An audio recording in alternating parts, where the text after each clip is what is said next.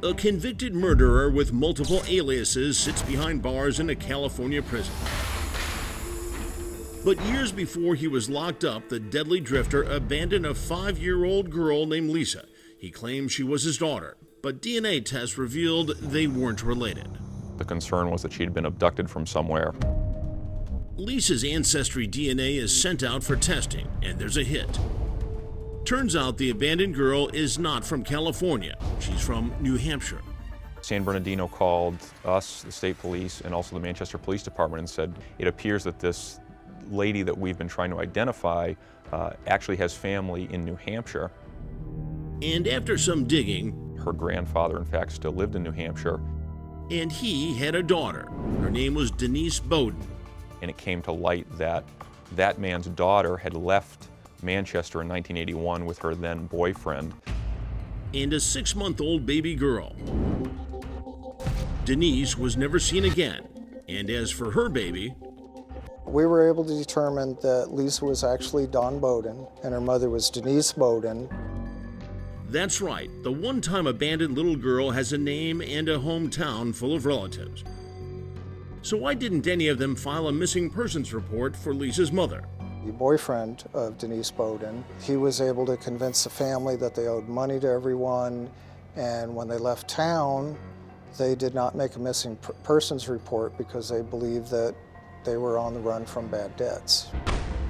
But who is Denise's boyfriend, seen here together in a rare snapshot? Turns out his name is Bob Evans. Manchester began investigating the circumstances of Denise Bowden's disappearance and the connections that it had to this Bob Evans. And when New Hampshire detectives compare photos of Lisa's mother and her boyfriend with photos of the California drifter who abandoned her, turns out from looking at photographs that this Bob Evans from New Hampshire is in fact the same guy who was known in California with another alias. Yes, and if you're keeping track, the drifter going by the name Bob Evans in New Hampshire is also known as Curtis Kimball, Gordon Jensen, and Lawrence Vanner from California. Leaving detectives with one chilling conclusion: Denise Bowden isn't missing, she's dead. Evans killed her as well. But where's her body? Were you thinking that Denise Bowden was going to be the woman in the barrel? It was a real possibility. Investigators compared Denise's DNA with the woman's body found in barrels, along with 3 little girls. And the result? Turns out she is not the person in the barrel.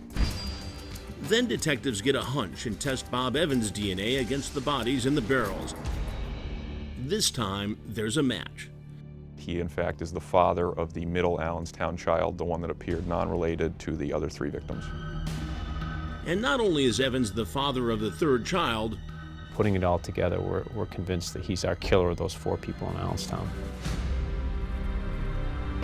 plus 2 girlfriends, Eun Sun Jun from California and Denise Bowden from New Hampshire, putting Evans' body count at 6. We don't think Bob Evans is his real name. But investigators from both coasts believe that the man known in New Hampshire as Bob Evans is just another alias to add to an ever-growing list. And detectives tell our investigative reporter Billy Jensen that Evans is more than a murderer. This guy could have left a trail of bodies across the entire United States. Absolutely. A serial killer. We've attributed multiple victims to him. That is a great concern that there's others we don't know about. So authorities are turning to the public for help. They want to identify the man who used 6 known aliases: Larry Vanner, Curtis Mayo Kimball, Gordon Jensen, and Bob Evans, plus 2 other names surface: Jerry Gorman and Jerry Mockerman. The chameleon killer resided in several states, but mainly New Hampshire, California, Idaho, and Texas. Authorities confirmed that Evans lived in New Hampshire from 1977 to 1981, and all over the state of California from 1984 to 2002, up until he was arrested for murder. Also, detectives claim Evans had a specific MO, dating single mothers. He does show a pattern of befriending vulnerable women and isolating them. But before investigators in New Hampshire can interview Evans about all the new clues and victims, he dies in prison from natural causes.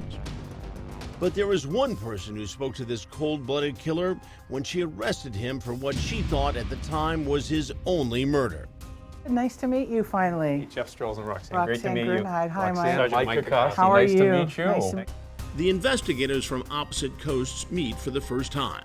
It's interesting for me to actually meet somebody who talked to this guy, you know, because obviously with the picture we have of him is pictures, and you know, I've never heard his voice, so somebody who could turn in a moment, huh? Turn in a moment, and then the connection between, you know, California and Contra Costa County and San Bernardino County, and bringing that to New Hampshire, and then connecting to your case, just it's unfathomable to me. And intuitively, it sounds like you knew you were just scratching the surface with this guy. Yeah. Just, you know, what was underneath, you know, all these years later to come Yeah. out and coast to coast. It's amazing. Yeah. Crime Watch Daily reached out to Evan's only known living victim, Lisa. She prefers to keep her life private, but released this statement. "I'm so thankful to be reunited with my grandfather and cousins after all of these years. I want to send out a heartfelt thank you to all of the organizations and tireless individuals who made this possible." Lisa's statement continues. Please turn your focus toward the unidentified victims and other potentially unknown victims in this case, and hopefully their families will also be offered some closure as this investigation continues. Thank you, Lisa. With potential unknown victims all across the U.S., this case is far from over, and still 3 of the 4 bodies found in those barrels remain unidentified. This case is backwards. Usually we solve our cases by knowing who our victims are, and those connections lead us to our perpetrator. Here, we know who our perpetrator is, at least who we think he is, but we have a lot more work to do to figure out exactly who they are, who he was, and who the rest of his victims were. It's shocking that an entire family is wiped out and no one reports them missing. Now it's up to you, our viewers, to help piece together the missing parts for detectives.